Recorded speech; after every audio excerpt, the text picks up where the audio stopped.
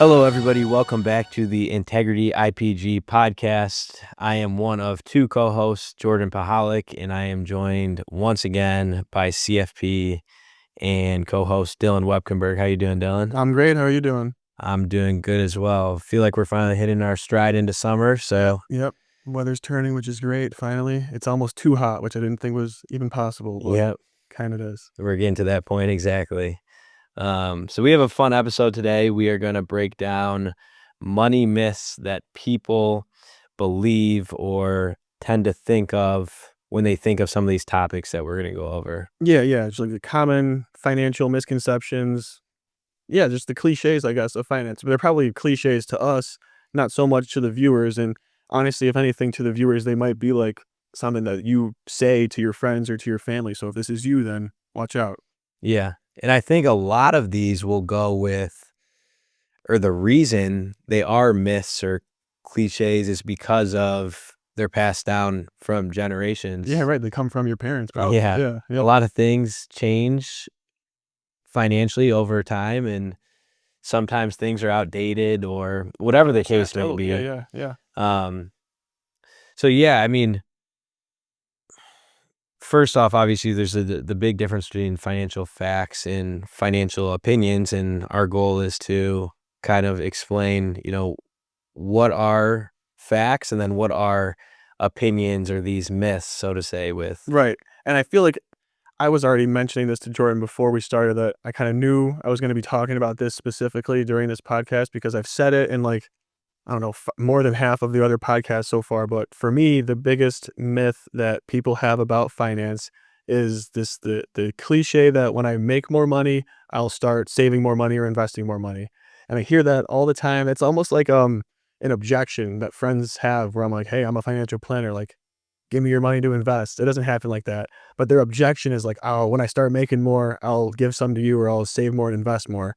And I think that's just so silly because it's like, no, you won't. When people make more money when people make more money, they just exemplify what they're currently doing, just at a larger scale. They don't just become great savers or investors all of a sudden because like their Yeah. paycheck goes up. So that one to me is like, it's the biggest myth. And it also it makes no sense. People, I think they're just like lying to themselves to get out of a conversation with a financial planner, feel good about themselves in the moment, because they know deep down that like they should be saving or investing more, any of those things. But that's definitely the biggest one for me. Yeah.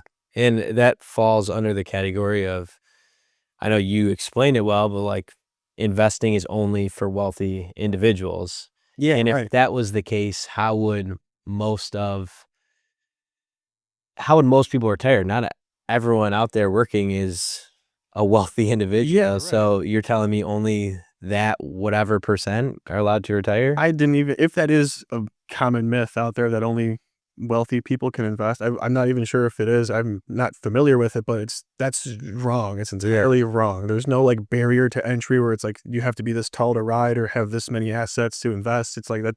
It's not a thing. So Yeah.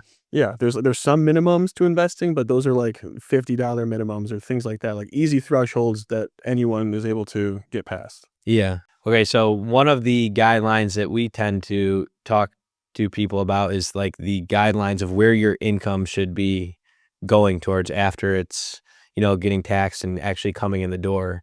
We like to say around 50% is towards needs, whether that's your rent or your car Food, payments, keeping the lights food. on, whatever it is. Yeah. Exactly. And then 30% or 20% is towards, saving, investing. It can be that can be like through your 401k if you invest in a life insurance policy, any number of different things, or if it's just money going into your savings. Yeah. And then 30% you can spend on whatever your heart desires, Right. whatever you want to. And that doesn't change that those numbers. Again, it's a rough estimate. It's not like you got to do this exactly, Mhm. but that stuff doesn't change because you make more or less money. Exactly. There's Yeah. no, It's just done at a larger scale, if anything. yeah. Yeah. Which is, I guess, we're not just saying, oh, okay, like poo poo, sorry, no luck there. But like that's why you have to actually put a plan in place and get good at saving and investing and learning what it feels like to par with a certain amount of money each month. Because if this is you, and I know that there's a handful of people out there watching that have said this before, like this, if this is you, then you need to actually do something about it. Don't just think, oh, when I make more money, then I'll be good to go. Because we're telling you right now that, like, that's not the case, Yeah. you know? Yeah. I think another one that, and this is a little more out there, but that investing in the stock market is like a sort of gambling, Mhm. you could say, which to me, I think is crazy. And I think people might associate it with that because, like, you technically could have a down year, lose money. Right, which Um, makes sense. That idea of it, "Can I lose money? This is equated to gambling." That makes sense. yeah. But what also makes sense is, like, equating driving without a seatbelt to gambling, because that is a gamble. Those are the same ideas that you're taking on an unnecessary risk, and there's no gain that can be made from that. Yes, you can treat anything like gambling. Like I just said, you can treat driving a car like gambling if you don't use a seatbelt, or any number of examples. So it's Yeah. you can, sure, but that's not the, end all be all. It's not as black and white as if you're in the stock market, then you are gambling, because there's way more nuance than that. Yeah. And like we like to say too, it's you got to just zoom out and look big picture. Like, you look at a short time horizon, a year, yeah, you will see a stock chart moving up and down, and um you don't know what that's going to look like. But again, if you look at a big picture over 50, 60 years of the market, it's like it's going like this. And yeah, there's little movements within, but it's trending in an upwards Yep, direction. yeah. And that is a fact. So, um again, that's something that to me is just I hear that and it seems crazy, but Mhm. there's if you don't know, you don't know. Yeah, right, that's a good point. If you don't know, then, yeah, how are you supposed to know? I got another thing kind of, a little bit along the same lines is the idea of time horizon in investing, and this is something that I don't know if I would, like, label it as a myth or not. It's more so just how do people actually go about using the right time horizon for themselves? Basically, what it is time horizon is based on how old you are in your age to retirement, how aggressive should we be with our investments? Younger people like us have a long time horizon until retirement, so we can roll the dice more and take bigger risks. And then people closer to retirement or in retirement obviously are the opposite. That's maybe something that people have heard of, and just for clarity purposes, that's not a myth. That's a very much a real thing that people should be focused on with their helping to guide their investment style based on their age. Yeah. And obviously it all depends on situation. So, like, you can't, not everything or every one situation will like you can shove it in a box and say this will work for everyone at this age or Mhm. that Right, age. It's right. all um based off that individual person. And I think that along the lines, I wouldn't say it's really a myth, but like you said, it's like some people you just say, okay, this person's 65 or this person's 25 and it's this is what they need to do. You can't say what somebody needs to do until you really open up their financial world and Yeah, totally right. like see what they need to do Yep. essentially.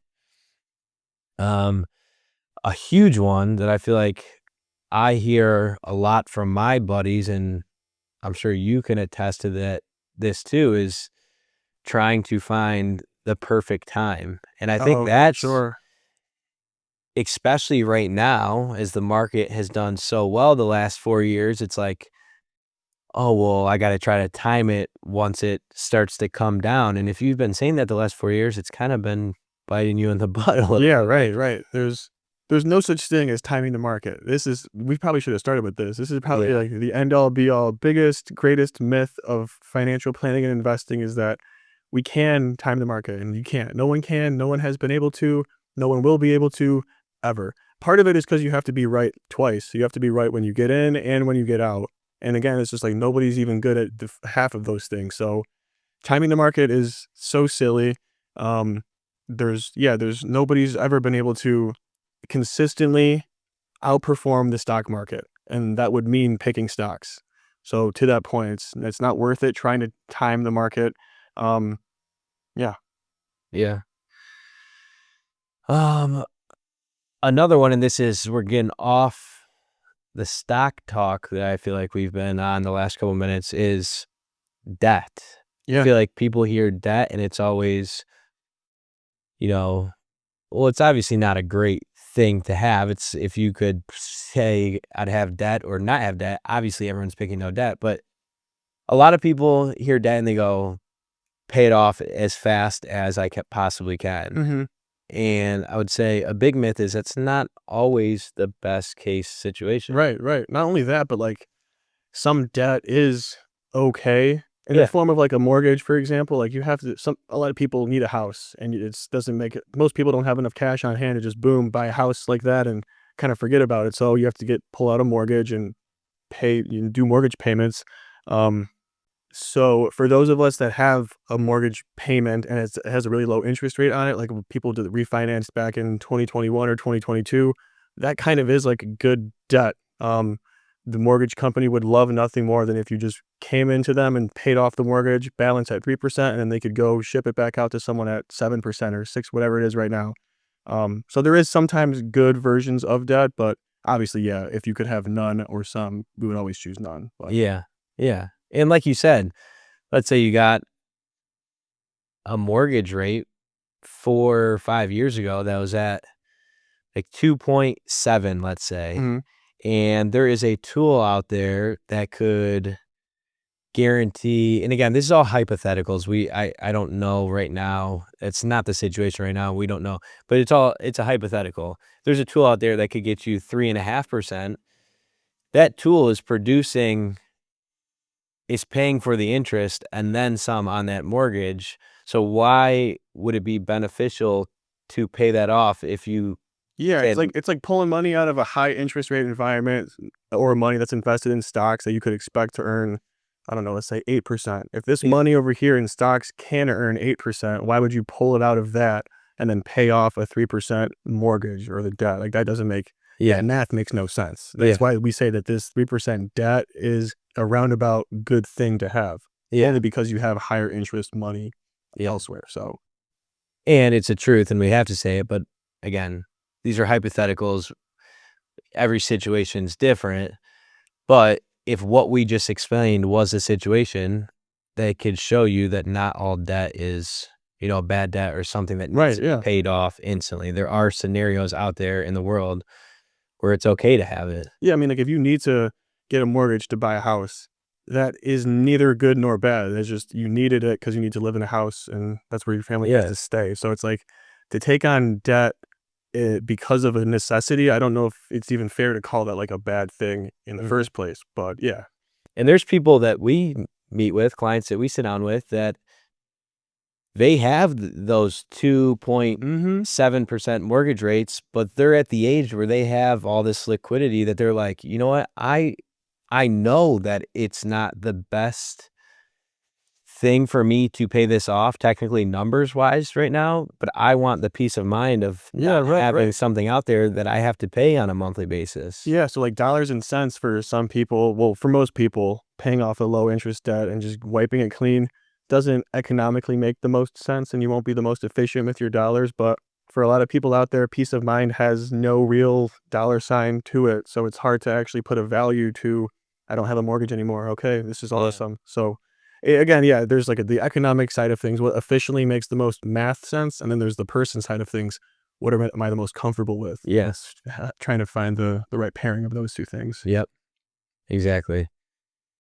And this is, again, another one that hits home to us because we are younger guys and we have a lot of educational conversations with, some of our buddies and people around our age. And it's financial planning is for older individuals or people that are nearing retirement, Yeah, that which is one, that's crazy. crazy, yeah. I don't if someone out there genuinely thinks that, I don't I'm not even really sure where to begin, but, being young, you have the longest time frame, like, as it stands right now, at this current minute in time, I have the most amount of time going forward to invest and save money, which means I have the most amount of time for compound interest to play its role, and the longer I wait, the shorter that time frame obviously, it's just how time works. Um, and on top of that, knowing knowing how compound interest works, we being young, we can literally right now invest less dollars over the same amount of time than someone who starts later on, and will, assuming the same interest rates and a couple of other things, will be the ones that end up on top. And not because we put more money in, we put the same amount in as the other person, but we started earlier and had more. time for that initial dollars to start compounding. So for people that think that you have to be old to begin a financial plan, that's like the furthest thing from the truth. You should be young when you start your financial plan, you know? Yeah. Yeah. If you wanna reap the most Yeah, if out you of want, it. right. That's, yeah, touche. You can be any age and start a financial plan, but starting young is what results in the greatest benefit, I feel like. Yeah. Yeah. Then now we're gonna jump into something that older individuals will, I feel like, enjoy listening about is Social Security. A lot of people, I feel like, tend to believe that Social Security is this asset that will be coming to you that will be the sole purpose of your retirement plan or the center of it. Do you have What would you say to somebody who thinks Social Security is the main funding of their retirement? Was that the goal when Social Security was set up back in the day? Do you think that was the goal that they set out is this is gonna be the number one thing, you won't have to plan or do anything else, and this Right. will be able you'll Well, no, it wasn't. We know that that wasn't the idea of Social Security when it started. I don't, 1930 or something like that. The idea of it back then was that this is the government saying, "Hey, Jordan, you retired. If you get too old, we're going to start paying you just to make sure that you can support yourself for getting too old." It was literally old people insurance because the average life back then was like 70 or something, and now it's like 90. And that's part of why this whole Social Security being a thing anymore is kind of an issue, because the idea of it when it was established was to just insure people from living too long. And now medicine and science has advanced so much that people are living too long and they're still receiving that same Social Security check. So to answer his question in a long roundabout way, no, that was not the point of Social Security to be your only source of retirement income. It was literally there so that if you live too long, you can still afford to pay for things because people weren't expected to live that long back then. Yeah. That's pretty much it. And on top of that, if that's what your expectation is, then you can expect to live off of only 30 to 40,000 at like the highest end of Social Security per year. So like someone could do that, I guess. I don't know if they would want to, but Yeah. Yeah, it all depends on what you want out of your future and yeah, your retirement. like if you're making 30 to 40,000 in Social Security in retirement, that means before then, when you were working, you were making at least 80 to 100,000. So if you're okay with just taking a quick 60% drop in income from working years to retirement years, then that's okay. Obviously, like it's up to you, but Mm. that's Yeah. what you can expect to have happen, you know? I don't know too many people who would I don't know either. happily sign up for that No, these me days. either. Yeah, I don't know. Um, But if those people had been saving before and investing a little bit on the side, then they would have this whole pool of supplemental retirement money to go alongside their Social Security. So then they can hopefully realistically replace that 100 grand. If they're getting 40 from Social Security, then just add a 60 from their investment portfolio, and then they're back up to where they were pre-retirement. And that's kind of what we do with clients. yeah, That kind of that whole thing. Yeah. that's the goal at least. Right. Um, and I'm gonna say this sarcastically, but I think it's funny, is us being in our mid-20s, there's no way we have Social Security, right? Yeah. That's what you hear. It's great. That's Yeah. what you hear. Not even for just 20-year-olds, but even clients that are like in their 50s or they're Come to us all 60 the and time there's with maybe it. 7 years from Social Security, and it's the same question, like, will we have it? Will it be there? And Nick and I usually tell the clients, like, yes, we're fairly confident that you don't have to really worry about this for a number of reasons that I'll get to.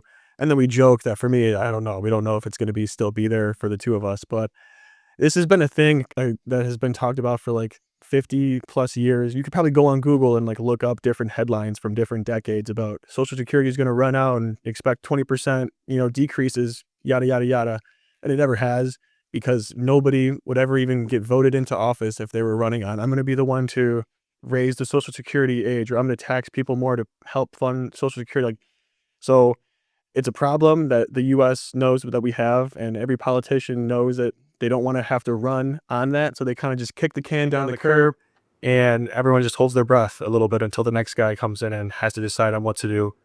With all that being said, though, there's 3 or 4 tangible things that could be done to, like, help Social Security: raise their retirement age from 67 to higher than that, raise the amount of income that's taxable to Social Security, um, yeah, there's a lot of things that can be done to help assist with that, but Yeah. yeah.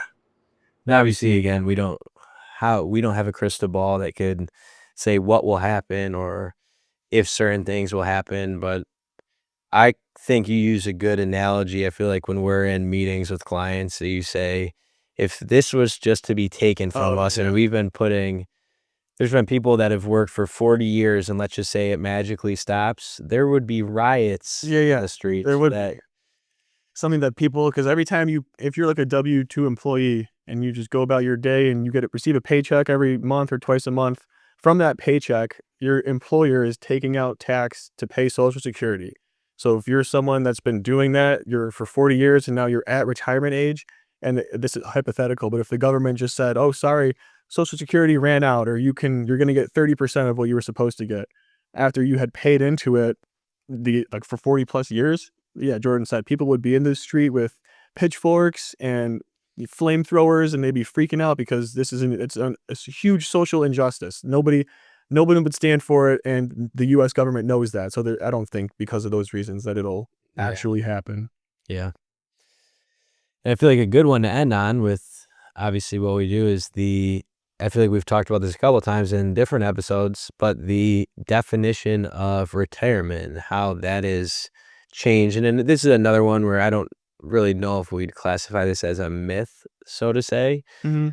but I feel like there's definitely over the last 50, 60 years been a change of what retirement looks like. Of back then it used to be, especially with the different types of retirement accounts, a That's the lot more biggest thing. Yeah, pensions yeah. and that type of stuff where it's like once you're done at whatever age you're done, um, I feel like a lot of people were done working, where now it's a different people are living longer too, so Mhm. it's, do I really wanna retire at 60 and then spend 35 years doing nothing? That's true too. Yeah, it has changed in those two areas pretty largely. I think the bigger one is like the actual investment type and Yeah. way that people go about retiring. And it used to be like a combination of pension and Social Security, and those are the two easiest things to just like set it and forget it because they just come in the mail automatically each month based on what you had already done before. You don't have to do any forward thinking about where are my investments going, what's the next hot stock or whatever. It just always comes in same amount each month forever, and it was easy that way. Then companies decided that they don't want to have the pressure of investing on themselves. We're going to put it onto the employee, and that's kind of when the whole pension to 401k flip started being made. So that's definitely a huge difference in retirement, the actual way that you go about paying yourself an income. And then the length of retirement is probably the second greatest difference. Is that it's probably doubled since the 50s or something like that, if I had to guess. Yeah. Just the amount of time that you're in retirement, which in turn would probably make someone think, should I retire at 67 or at 70? Or that whole thing Yeah. just changes the way that people probably normally would think about when to retire. Yeah, and like you said, obviously throughout that time, what does that look like in terms of part-time work, and Yeah, right. how does that affect other things in Like your health life? insurance. Yep, Right. yep.